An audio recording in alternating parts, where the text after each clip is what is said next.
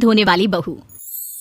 शादी के पहले से ही विभा को कपड़े धोने का बड़ा शौक था, कभी नल के नीचे तो कभी तालाब के पास। अरे मेरी नीली वाली लुंगी नहीं दिख रही है। विभा की अम्मा कहाँ रखी है लुंगी? अरे वो तो विभा ने परसों ही धोकर रखी थी आपकी अलमारी में, देखो वहीं होगी। वो ना मैंने आज धो दी, मुझे लगा कि गंदी हो गई होगी। अरे कैसे गंदी हो गई थी, उसे तो मैंने पहना भी नहीं। हे भगवान, इस लड़की के कपड़े धोने की आदत से परेशान हो गया हूँ मैं। जितना तो घर में राशन नहीं आता, उससे कहीं ज्यादा डिटर्जेंट पाउडर का खर्चा है। इसकी शादी करवा दो, शादी जाए अपने घर में ही करे काम, फिर चाहे घर के कपड़े धोने हो या पूरे गाँव के। हाँ ठीक बोल रही हूँ, देखता हूँ मैं कोई लड़का। वो दिन भी आ जाता है जब विभा को देखने लड़के वाले आ जाते हैं। लड़की मुझे अच्छी लगी। होने वाली सास कहती है, बेटी अगर कुछ पूछना है तो पूछ लो। वैसे तो हमारी लड़की बहुत ही शर्मीली है, जो बोल दो वो मान लेती है, इसे क्या पूछना होगा। अरे कैसी बात कर रही हो माँ, मुझे इन लोगों के घर रहना है, सवाल तो कई है। हाँ हाँ बेटा पूछ लो ना, क्या पूछना है।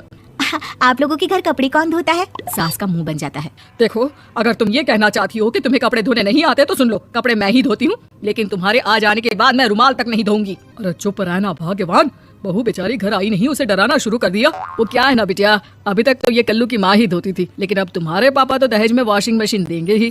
तभी विभा की माँ बोल पड़ती है, सवाल भी पूछा तो क्या। वैसे भाई साहब, मशीन की तो फिर भी कपड़े धोने की कैपेसिटी होती है, मतलब जो बिटिया दे रहे हैं ना विभा, इसे कपड़े धोने का बहुत शौक है। ये आप लोगों के क्या आस पड़ोस गांव मोहल्ले सबके कपड़े धो दे और उफ तक ना करे। बाहर देखा नहीं आपने कितने कपड़े सूख रहे हैं, सब हमारी बिटिया ने ही तो धोए हैं। बस भी करो ना माँ, शर्म आ रही इतनी तारीफ सुनकर। और तो और एक दाग निकाल कर दिखाओ तो मान जाओ। हाँ अच्छा माफ करना बेटा, मैंने गलत समझा, हमें तो रिश्ता बहुत पसंद है। और ऐसे जुड़ जाता है रिश्ता कपड़े धोने का शौक रखने वाली विभा का। उसकी शादी हो जाती है कोयला फैक्ट्री में काम करने वाले कल्लू के साथ। शादी के बाद अचानक विभा चिल्लाती हुई सास के पास आती है, सासू माँ, अरे सासू माँ कहाँ है आप?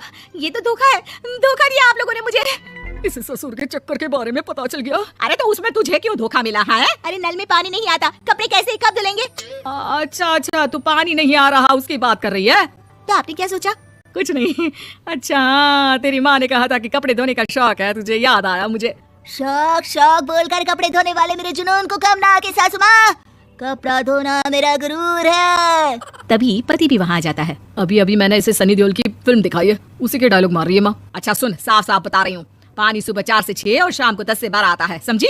विभा टाइमिंग सुनकर हैरान हो जाती है, ये क्या भूतों का मोहल्ला है? सुबह 4 बजे उठकर कौन कपड़े धोता है? 4 बजे टंकी में पानी जाता है, फिर सारा दिन धोना ना, किसने मना किया? अरे कैसे बात कर रही हैं? 200 लीटर की टंकी में कितने कपड़े धो लूंगी मैं, सुबह ही उठ जाऊंगी मैं। अब क्या था, विभा सुबह 4 से लेकर रात के 12 बजे तक कपड़े ही धोती रहती। एक रोज सास पड़ोस से निकलकर कहीं जा रही होती है कि साथ वाली कहती है, हाँ कल्लू की माँ, जरा ये बताओ कि 2 साड़ी है, 2 ब्लाउज और एक पेटीकोट और एक नाड़ी वाला लंबा कच्छा। हाँ तो? अरे तो क्या, कितना लोगी धुलाई ये बताओ। धोबन दिख रहे हैं हम क्या?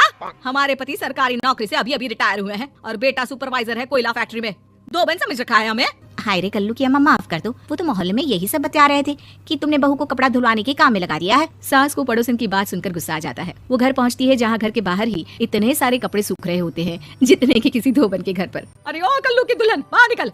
माँ जी यहीं आ जाओ, बाथरूम में चादर धो रहे हैं हम। अरे अभी हम धोते हैं, तुमको बाहर निकलो। ये आस पड़ोस वाले बोल रहे हैं कि हम बहू से कपड़े धुलवा कर उसे कपड़ा धोने वाली बना दिए हैं। अरे छोड़ो ना माँ जी, किन लोगों की बातों में आती हो? आस पास के लोगों का तो काम ही होता है कि वो किसी तरह सास बहू को लड़ा दे। बहू सारे घर के कपड़े धोती है, ये क्या कम है? बोलिए। सास को भी लग जाता है कि वो बहू का ये सनकीपन नहीं छुड़वा सकती, इससे अच्छा है कि खुद ही चुप हो जाए। एक रोज सास और बहू मंदिर जाते हैं, जहाँ सास की साड़ी वहाँ खड़ी भीख मांगने वाली से मिलती है। माँ जी क्या बात है, आपकी साड़ी उस भिखारन से कितनी मिल रही है ना?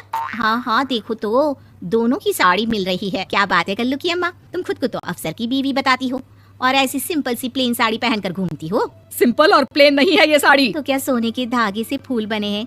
कुछ भी सासू माँ, कुछ भी।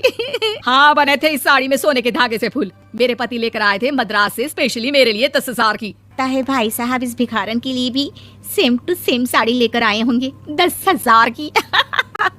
सास उस वक्त तो कुछ नहीं कहती, लेकिन बहू के साथ घर आती है और अलमारी से एल्बम निकाल कर लाती है। ये साड़ी देख रही है, ये वही साड़ी है जिसे मैंने अभी पहना था।